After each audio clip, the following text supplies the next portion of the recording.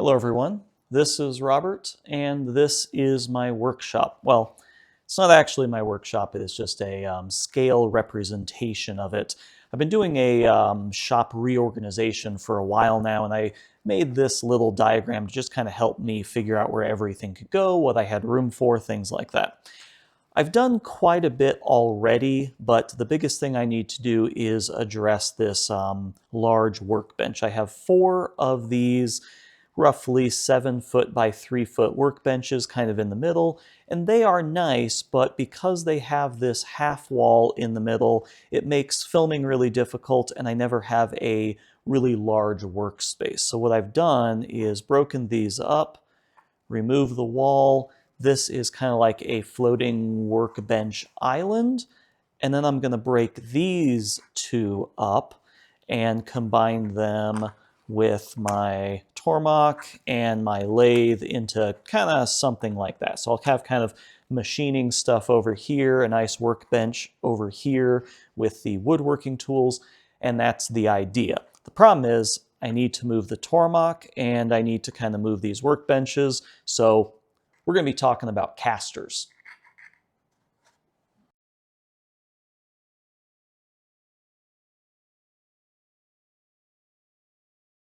So off camera, I broke apart a couple of the workbenches, put them together, and formed this workbench island. And I really, really love this thing. I love that it's mobile. I can kind of move it out of the way, and it is 42 square feet of work surface. So I can put a lot of stuff on here.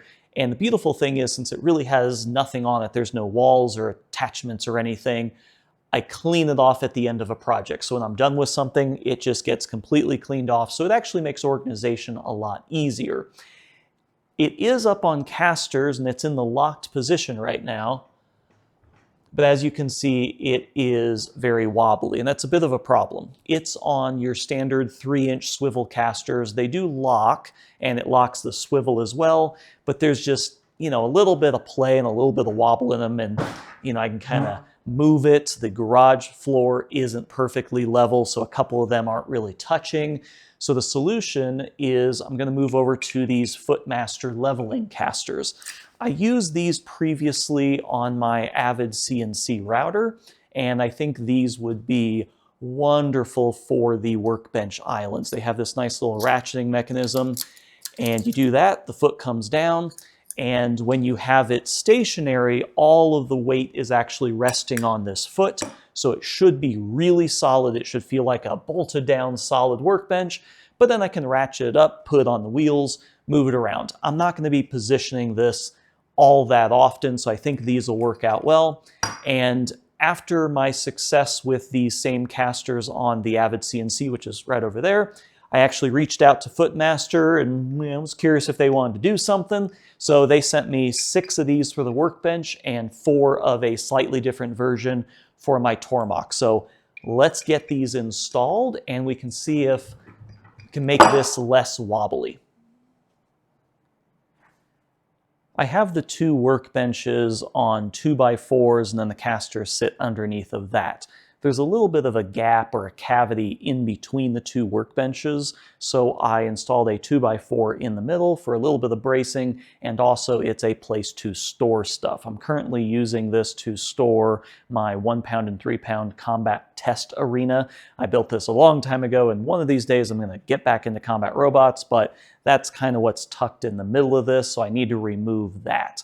Then from there, I can just kind of prop it up on one side, disassemble it, and swap out the castors. I'm using a pair of Irwin quick lifts to lift up one end of the island so I can unattach everything, slide it out, put on the castors, and put it back. I kind of have mixed feelings about these. They're $100 a piece, so they're not inexpensive at all, and they claim that they can lift 350 pounds, but once you start getting over 200, they just don't feel solid and they feel like they're going to break. I was expecting a little bit more from Irwin, and I was definitely expecting a little bit more for $100 a piece. But that being said, I'm going to be using them a lot in this video, and they do come in really handy. I just kind of wish they were a little bit nicer, but for something like this, it is kind of a nice tool to have. Speaking of tools, one of my new favorite tools is this Bosch Chameleon driver. It is a really interesting modular driver to where you can snap off the head, put on a drill chuck, put on a low profile, put on an offset, put on a right angle, and kind of mix and match all these pieces. It's just amazing. It feels wonderful. It feels really expensive, really premium. It works fantastically, and I just honestly can't say enough good things about it. I absolutely love it. I'm thinking about getting a second one, even though I only have two hands. I don't know what I'd do with two of them, but it's just a fantastic tool, and it's one of those tools that if it broke, I would instantly go out that day and buy another one. I've used these 3-inch casters on a lot of different stuff in my shop, and I have them linked in a lot of videos, and there's nothing wrong with them. It's just that for a workbench, you kind of want it to be perfectly solid when it's locked in place, so that's why I'm moving over to the Footmaster casters. The particular ones I'm using here are the GDR60F, as in Frank. Those have a plate on the top. The S variety, S as in Sam, has a stem. I'm going to be using the stem ones on the Tormach and the plate ones here on the workbench. So yeah, that's pretty much all there is to it. Lift up one end, undo all of the fasteners to free up the 2x4, swap out the casters, slide it back under, reattach it. Everything is nice and easy. I'm going to do this exact same thing for the other side as well. In hindsight, I probably could have used those quick lifts to just lift up one whole end of it really high and then used an angle bit to just kind of unscrew the casters in place and swap in the new ones. I did kind of think about that, but I think it would have been much more of a pain to try and get to all the fasteners from underneath of it. In the end, this worked out just fine.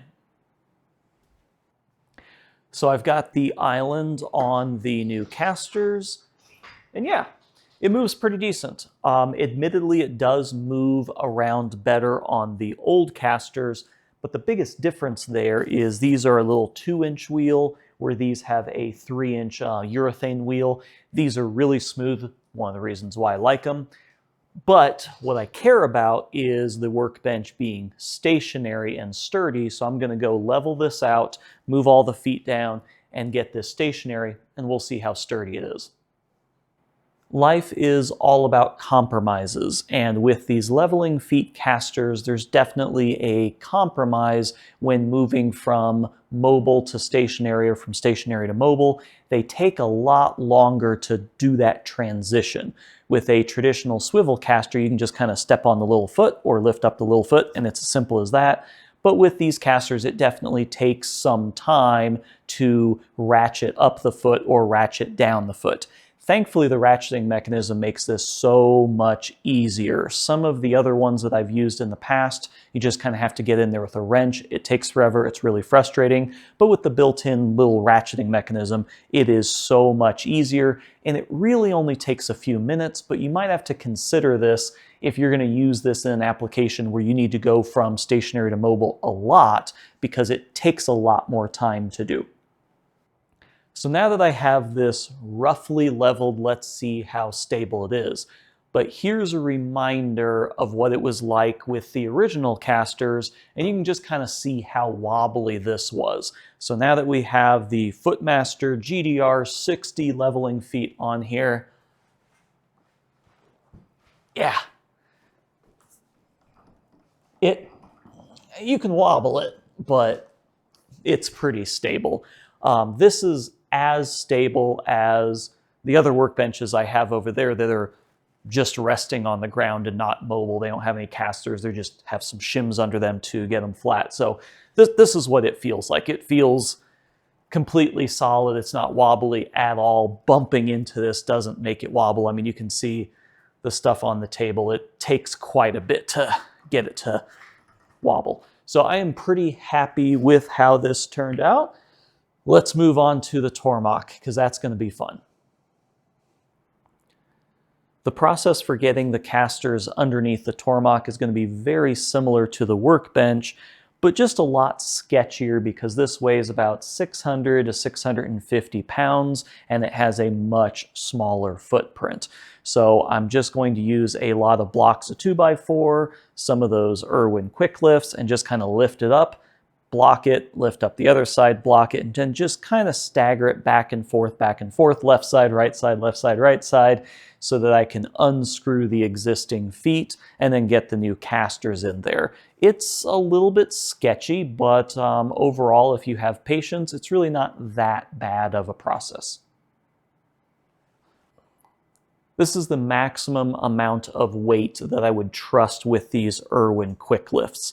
Even though on the surface they seem kind of beefy and they have a large cast metal foot and the lifting arm is metal, that lifting arm is actually just screwed into the plastic housing. I've taken these apart. The whole handle mechanism is all plastic and the foot is screwed into that same plastic housing. There's no metal reinforcement, which is kind of strange. And they do have a weight rating of 330 pounds.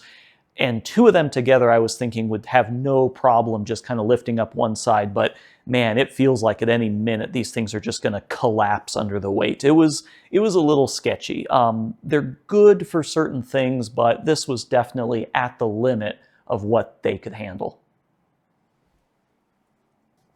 I've had this Tormach for probably about 10 years at this point, and there's a lot of deferred maintenance. There was a coolant leak at one point, so the whole inside of the cabinet has coolant kind of inside of it, and I need to clean that out. The Y-axis has a little bit of play, so I might need to take a look at that. I'm not sure if it's a loose ball nut or what's going on there, but there's a lot of little things I just kind of need to do to it and give it some love, and having on castors is going to make it so much easier to work on. Life is full of compromises, and having a milling machine on castors is not the most ideal situation, but it's going to make maintaining it a lot easier, so I'm totally fine with that compromise. So if you're wondering what I was doing in the last clip, my wife was out of town when I was kind of doing all of this, and I thought it'd be a really fun idea to get it up on the castors and move it right in front of the door. So when she gets back, she walks out the door and there's just a Tormach sitting right there in front, kind of jarring. It was a good idea and it was funny. We had a laugh, but I almost lost this thing a couple times. 600, 650 pounds on very free-moving castors on a slanted concrete slab. Yeah, there was definitely a couple times where I didn't really have anything to grab onto and it just kind of started rolling and I didn't know what to do. It moves very, very freely on these castors. This is 650 pounds, and it kind of gets away from you very easily, which, yeah, there we go. So overall, I'm very happy with how the island turned out.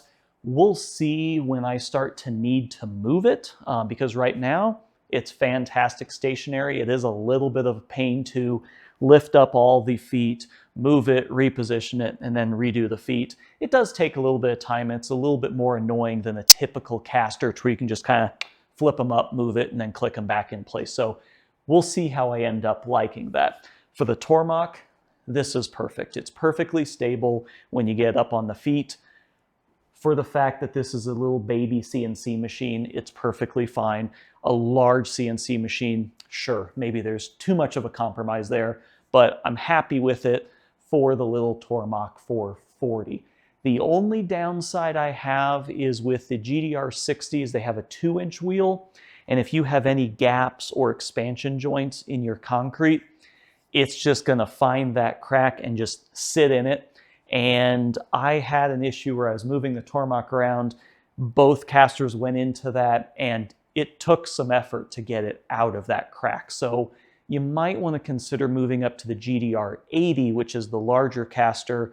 That's the one I used on my Avid, has a larger wheel, and it won't be as affected by those cracks. But the really small 2-inch wheels, they're just going to find their way into every little crack and expansion joint, and it's going to be a little bit harder to move things around.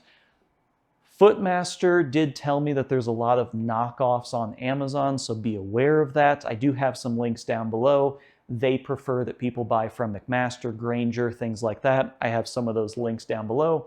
These are expensive castors. For what they are, it's worth every penny. But if you see a set of 4 of these things for like $30, they're not the same thing. It is a very, very different product. And I've used some of those cheap ones in the past and never really liked them.